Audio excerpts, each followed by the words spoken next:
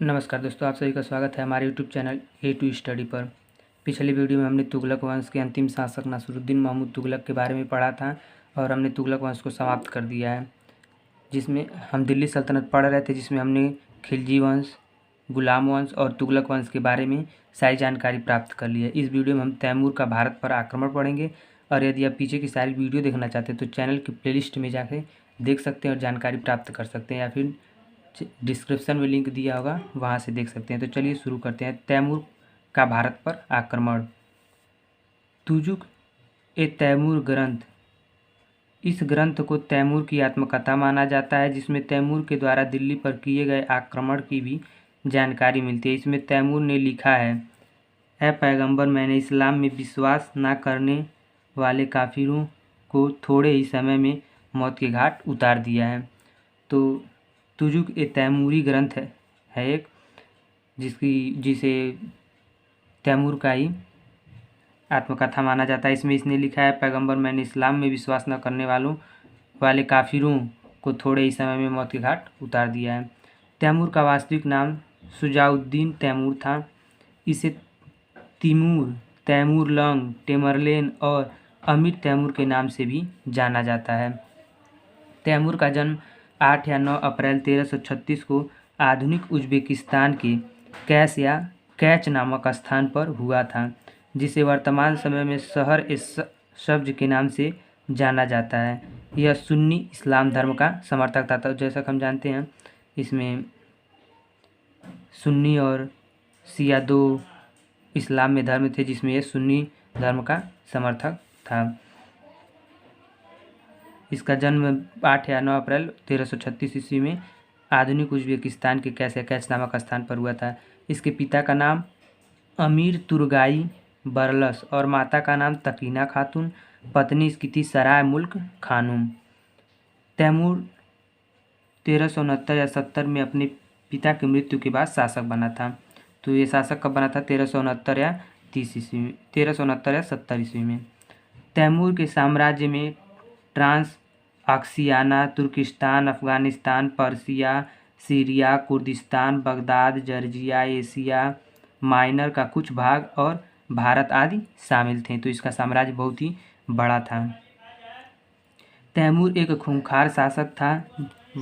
वह जहाँ भी गया इसने लूटमार, अग्निकांड और कत्लेआम किया। यह बहुत ही क्रूर शासक था। जिस समय तैमूर ने दिल्ली पर आक्रमण किया, उस समय दिल्ली पर तुगलक वंश के अंतिम शासक नासिरुद्दीन महमूद तुगलक का शासन था। तो पिछले वीडियो में हमने पढ़ा था नासिरुद्दीन महमूद तुगलक के बारे में। वो तुगलक वंश का अंतिम शासक था। तो इसी के समय में नासिरुद्दीन महमूद तुगलक के समय में ही तैमूर ने दिल्ली पर आक्रमण किया था। महमूद तुगलक के शासनकाल में खिज्र खां पंजाब का सूबेदार था, लेकिन दिल्ली में हो रही बार बार सत्ता परिवर्तन से वह परेशान हो गया था। तो महमूद तुगलक के शासनकाल में जो खिज्र खां था वो पंजाब का सूबेदार था। यही आगे चलकर सैयद वंश की नींव रखता है और आगे हम इसके बारे में पढ़ेंगे। जनवरी 1398 में खिज्र खां ने समरकंद के शासक अमीर तैमूर को दिल्ली पर आक्रमण करने के लिए आमंत्रित किया था। तो खिज्र खां ने ही तैमूर को दिल्ली पर आक्रमण करने के लिए बुलाया था। तैमूर ने मार्च 1398 में दिल्ली पर आक्रमण करने के लिए अपनी यात्रा प्रारंभ की और झेलम नदी के पार करते हुए भाटनेर के किले पर आक्रमण किया और इसने मार्च 1398 में दिल्ली पर आक्रमण करने की योजना शुरू की थी। उस समय तैमूर दिल्ली के निकट पहुंचा। उस समय भटनेर या दुलचांद का अधिकार था। तो उस समय जिस समय उसने आक्रमण किया था, उस समय भटनेर पर दुलचांद नामक शासक का अधिकार था, परंतु इसने तैमूर के सामने आत्मसमर्पण कर दिया। इसने युद्ध नहीं किया और तैमूर के सामने आत्मसमर्पण कर दिया। दिसंबर 1398 में तैमूर दिल्ली के निकट पहुंचा और दिल्ली के शासक नासिरुद्दीन महमूद तुगलक ने अपने वजीर मल्लू इकबाल के साथ मिलकर तैमूर को रोकने का प्रयास किया, परंतु पराजय का सामना करना पड़ा। तो नासिरुद्दीन महमूद तुगलक के अपने वजीर मल्लू इकबाल के साथ इसने तैमूर को रोकने का प्रयास किया, लेकिन उसे पराजय का सामना करना पड़ा था। इस पराजय के बाद नासिरुद्दीन महमूद तुगलक गुजरात भाग गया और मल्लू इकबाल बुलंदशहर चला गया था। 18 दिसंबर 1398 को तैमूर ने दिल्ली में प्रवेश किया, परंतु दिल्ली में आम लोगों के साथ विवाद हो गया और इसी विवाद के चलते तैमूर ने कत्लेआम का आदेश दे दिया, जिसमें असंख्य लोगों को कत्लेआम किया गया। यह 15 दिनों तक चला।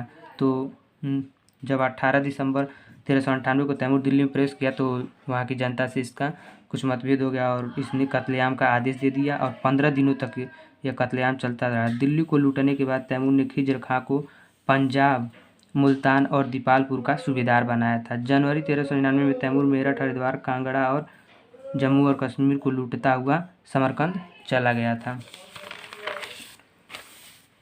18 या 19 जनवरी 1414 या 5 में तैमूर की मृत्यु हो गई थी। तो ये डेट क्लियर नहीं है और सन भी नहीं क्लियर है, इसलिए मैंने दोनों डाल दिए। कहीं 4 लिखा है, कहीं 5 लिखा है, कहीं 18 फरवरी लिखा है, कहीं 19 फरवरी, तो मैंने दोनों डाल दिया। तो इसकी मृत्यु हो गई थी। तैमूर का मकबरा आधुनिक उज्बेकिस्तान के समरकंद में स्थित है। भारत में मुगल वंश की स्थापना करने वाला बाबर को तैमूर का ही वंशज माना जाता है।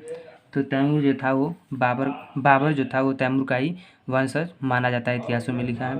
तो आज के वीडियो में बस इतना है। अगले वीडियो में हम सैयद वंश के बारे में पढ़ेंगे। ये बहुत ही महत्वपूर्ण था तैमूर, तो इसे आप लोग याद रखिएगा। अगले वीडियो में हम सैयद वंश के बारे में पढ़ेंगे। धन्यवाद।